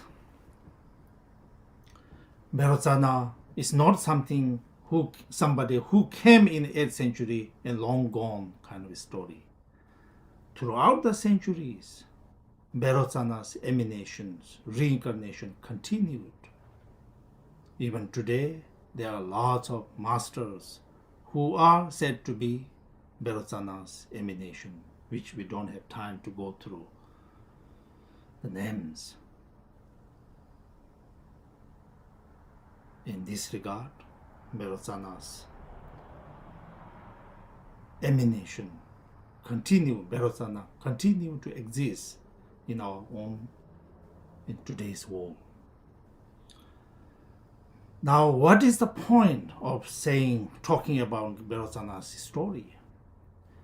This really shows, the story shows the one person who is very dedicated for the Buddha Dharma. In this so much dedications, working so hard, getting all these teachings translated. And on the practice level, the practitioner practice not only Sutrayana, not only Tantrayana, but practice Sutrayana, practice Tantrayana.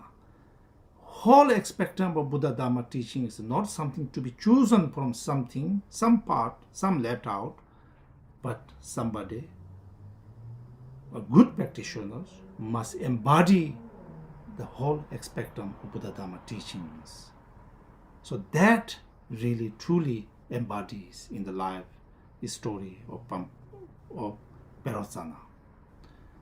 So for us, listening, knowing, reading about Vairotsana's biography should inspire us for working hard for the practice of Buddha Dharma and awakening for the benefit of all sentient beings. Listening to the biography of Vairotsana, one must be inspired, encouraged. And part of Buddha Dharma is not something story we tell, but something very alive. That if one practice, one can get liberations, not only down the road, but in this very moment, it is possible. That is perhaps the Vairotsana's main message, that liberation is possible in this very lifetimes. So with this, I think because of the timing, we stop. There are lots of things to say, but whatever I said here is very general, very brief. So here, if you have any questions, let me know. Otherwise, we conclude to dedication. Okay?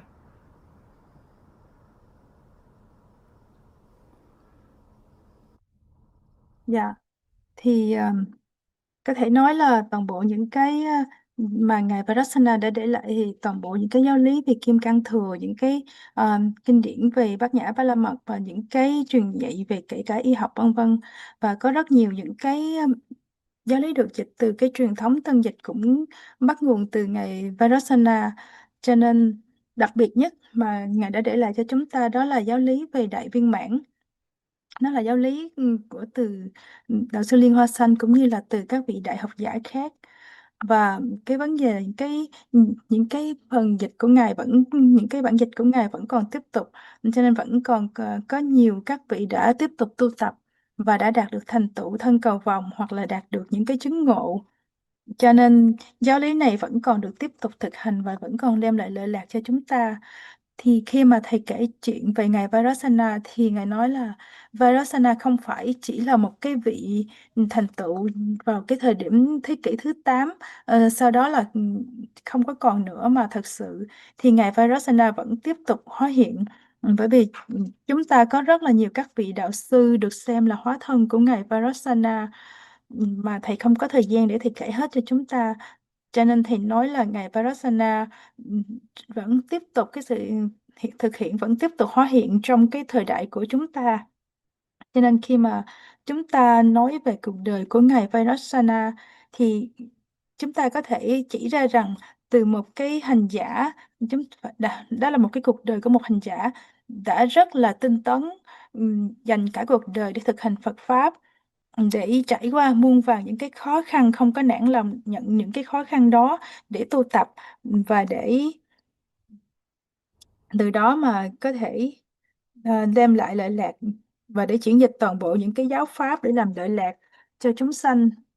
Cho nên một cái hành giả tốt là chúng ta phải tu tập mà theo đúng những cái gì mà những cái giáo pháp của Đức Phật. Khi mà đặc biệt mà khi mà chúng ta thấy về cuộc đời của Ngài Vairotsana thì cái việc mà quan trọng là phải khuyến khích được chúng ta, phải truyền cảm hứng cho chúng ta để chúng ta có thể tu tập cực lực hơn, tinh tấn hơn để tu tập và đạt được giác ngộ cho chúng ta và cho lợi lạc của tất cả mọi chúng sanh. Khi mà nghe về cái cuộc đời của Ngài, phải truyền được cái cảm hứng, phải khuyến khích chúng ta, phải truyền được cái cảm hứng để mà chúng ta tiếp tục thực hành Phật Pháp. Và chúng ta thực hành Phật Pháp, mục tiêu của chúng ta là chúng ta phải đạt được giải thoát trong cái cuộc đời này, trong cái thời gian này, trong cái lúc này đây. Và đó là cái thông điệp của Ngài Vairotsana, đó là nếu mà chúng ta tinh tấn tu tập thì cái sự giải thoát đó sẽ đạt được, sẽ thành tựu được trong cái cuộc đời này. Thì thầy nói là có rất là nhiều cái điều mà thầy không có thời gian để nói hết. Đây chỉ là một cái gì đó thầy nói một cách ngắn gọn thôi. Và nếu mà bây giờ chúng ta có câu hỏi nào thì chúng ta sẽ hỏi, nếu không thì chúng ta sẽ kết thúc thời khóa của ngày hôm nay ở đây ạ.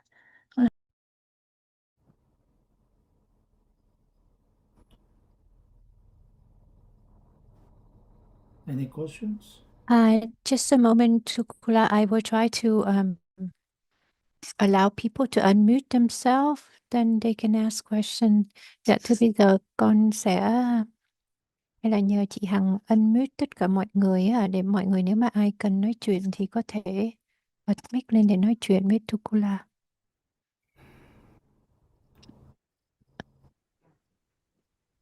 Let's see. Hello, Pema. Zhangmo, are you there?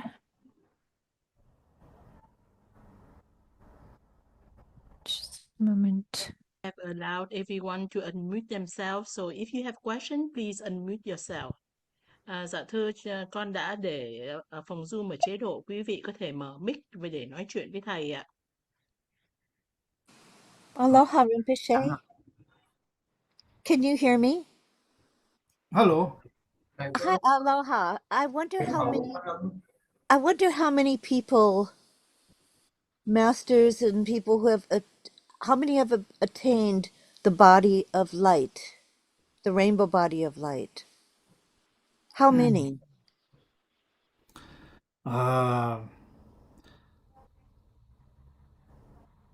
Ever since the Dzogpa Chenpo, the Great Perfection teaching, was introduced in Tibet, lots of masters attend Rainbow Body, which obviously there's no particular record that which I don't know. There's no record, in fact, but lots of masters attend Rainbow Body. Rainbow Body has many different levels. A basic would be, at the time of death, rainbows appearing. To basically, the whole, this physical body transform into light body. So all these things happen, but do not have any particular record. And in modern day, do we know of anyone in these times that are obtaining the rainbow body of light Yes. with the demonstration and being able to see the rainbow? I don't know anybody particularly people go and photograph and video or with iPhone. Not that I know, but basically, lots of masters who pass away, they display the signs of accomplishment, that which is basically the signs of rainbow body attaining. Thank you. Thank you. So I think since we shall we conclude?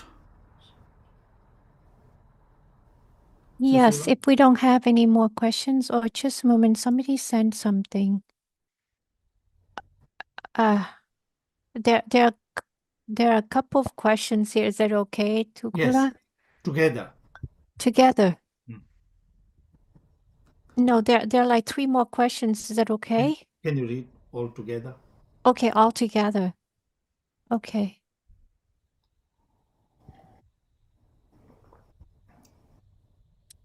Yeah, so the first question is, when somebody is meditating and the person is feeling sleepy and that person uses stick, like a big stick, to put it underneath the chin, would that stick, I guess, because it's would it be sharp enough so that it will, I guess, pinch or pierce the chin? That's the first question. The second question is, thank you so much for Rinpoche's teaching. Here's my question. Why is the Master Vairotsana and the other Dzogchen teachers teach the basic during the daytime, but have to teach the Dzogchen instruction at the night time? And the third question is, I have received many empowerments, but I do not have time to practice all. So is that supposed to be a violation of my vows? Thank you so much to you, Rinpoche. Okay. So the stick use is for supporting our body, particularly in old age. The stick is especially used. The meditation bell is used commonly. One. Second, teaching secret is that it is not that the teaching itself is something, there's a defect in it, but when people are not ready to receive the teachings, these people may interpret the teachings in a wrong ways, because Dzogpa Chenpo teaching is something beyond causality, as I said. So, therefore, the vessel should be ready to receive. So, therefore, secret, kept secret. And then for the empowerment, yes, we make so many commitments when we receive empowerments, but we cannot keep all of them. So I should recommend you to recite Vajrasattva 100-syllable mantra, okay? That we are going to recite 3 times here first. So to this, let us conclude today. First, I will lead 3 times recitations of Vajrasattva mantra, that which purify all samaya, commitment, if broken, purify by this, okay? Let us repeat this 3 times. And then at the end, after that, I will say a few verses of dedication of the merit And you also think that whatever merit we acquire from this teaching, listening, and thinking about Vairotsana's life, may these benefit beings, may all sentient beings emulate, follow the footsteps of Vairotsana, and may all sentient beings become awakened. So as I say these dedication lines, you also think that way, okay? Thank you, everyone. Thank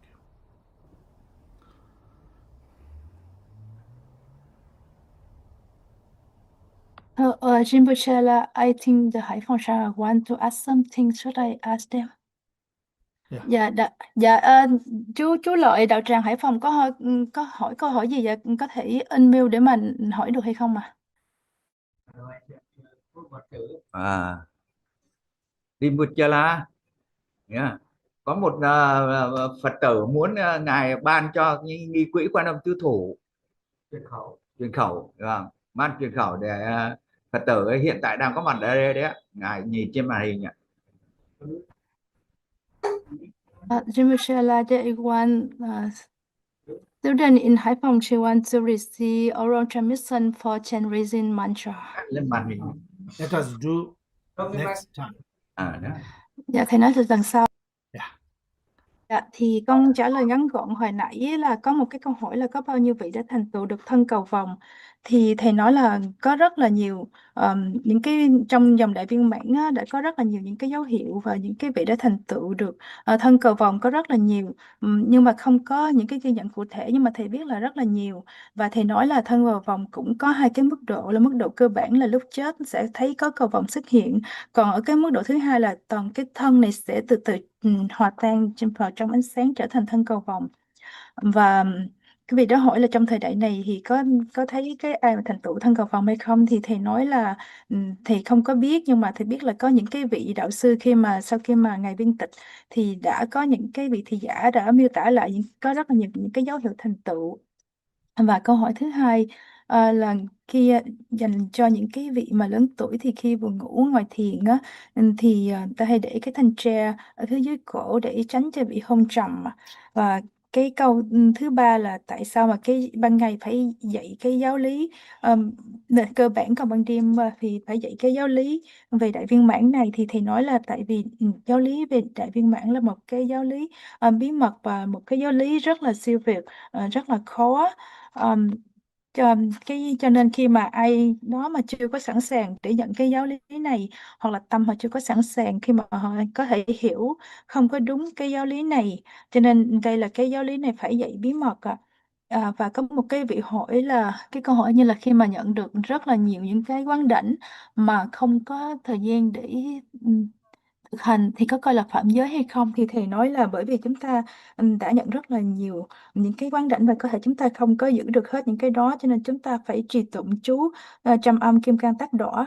Cho nên khi bây giờ kết thúc thì thầy sẽ trì tụng chú kim cang tát đỏ 3 lần để tịnh hóa những cái giới nguyện đã gãy đổ, và sau đó thầy sẽ đọc cái phần hồi hướng. Khi mà thầy trì tụng hồi hướng công đức thì chúng ta sẽ nghĩ trong đầu của chúng ta là tất cả những cái công đức mà chúng ta có được từ việc nghe Pháp này, từ việc tìm hiểu về cuộc đời của Ngài Vairotsana này, nguyện đây sẽ là nhân để làm lợi lạc cho tất cả mọi chúng sinh. Nguyện tất cả mọi chúng sinh sẽ tu tập theo con đường của Ngài Vairotsana và nguyện cho họ sẽ đạt được giác ngộ. That's all. Okay. Now let us recite.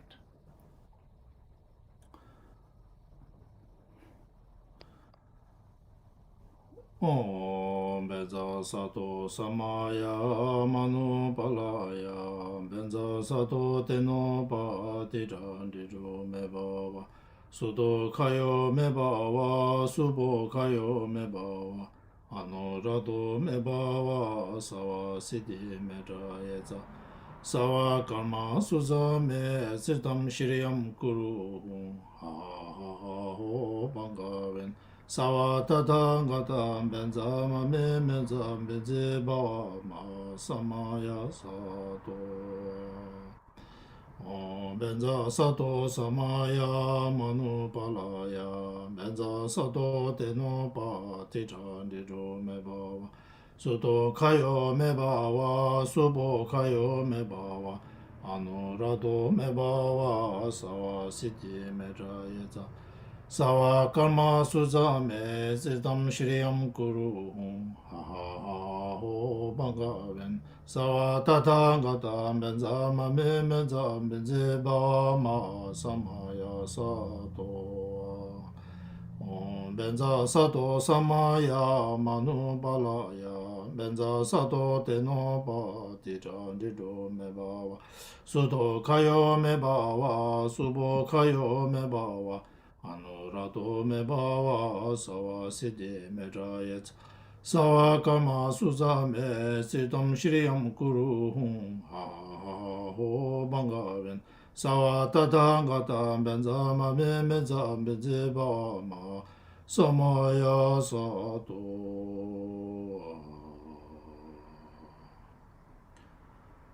Shanam di tamche se pa nye toni nye be dana panche cheka na che bala chubai sebe sole roken roa shu. Cheke so de roken tato tambe chu tamen rashi. Rashi teni zoba tachene chunga drobin jiten ze pa shu. Jamba pawe chetara chenpa tang kundo zambo te an te yin te da kunji jesu dalo shingi wa te da tamje rautu. Ti sum shepi jawa tamje che nga kongla chutu nga pa te da ki kiwe zawa nikun chang zambo chu che rautu nga wa ji. Kunzang doje changje menche ne tenjen zawe lama yinche roye tendu malang kanda pa te da tamje da ki rupa shu.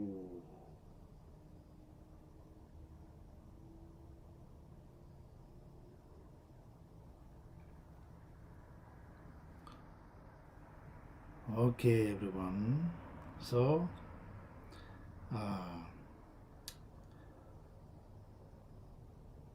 Haibong Sangha, you're very sweet. I know you always participate. And tomorrow, at the end of the teaching, we finish a little bit earlier. And I gave you the Genesis mantra and transmissions, okay? And to all of you, it's wonderful to spend time together. And hopefully see you tomorrow around this time.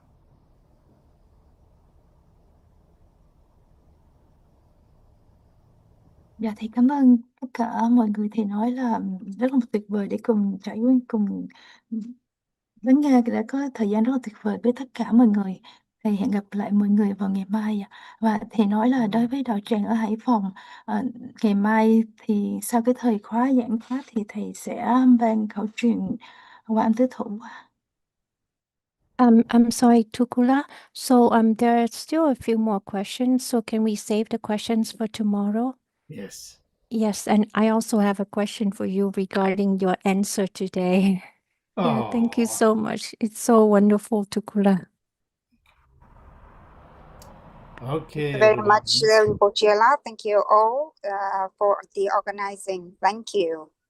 See you tomorrow. Thank you, Pema Jordan. Cảm ơn Bảo Châu đã dịch qua tiếng Việt cho cả nhà nghe, rất là tuyệt vời. Thank you so much chị Thúy Hằng và chị Loan đã giúp men cái phòng Zoom ngày hôm nay. Cảm ơn tất cả nhà đã tham dự. Mình hẹn gặp lại tất cả mọi người vào ngày mai nha. Thank you, Tukula. You sure? Have a Thank you. nice evening. Thank you. Thank you, everyone. Thank you so much, Rinpoche. Cảm ơn ban tổ chức. Thank you, Chim Cúc Cu.